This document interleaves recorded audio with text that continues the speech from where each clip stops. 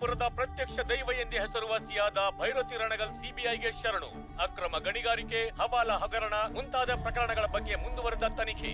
ಘಟನೆಯಿಂದ ಉರಿದು ಹೋದ ರೋಣಾಪುರ ಮತ್ತು ಹಲವು ಜಿಲ್ಲೆಗಳು. ಭುಗಿಲೆದ್ದ ಹಿಂಸಾಚಾರ, ಪ್ರತಿಭಟನೆ, ಶಾಂತಿ ಸುವ್ಯವಸ್ಥೆ ಕಾಪಾಡುವಲ್ಲಿ ವಿಫಲವಾದ ಸರ್ಕಾರ.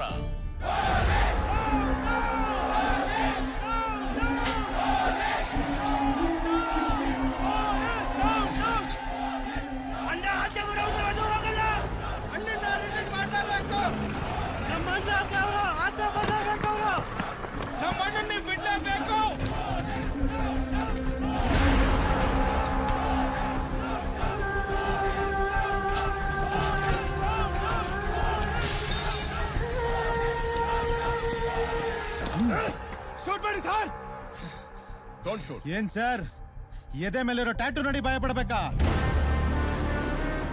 ಎದೆ ಮೇಲ್ ಮಾತ್ರ ಅಲ್ಲ,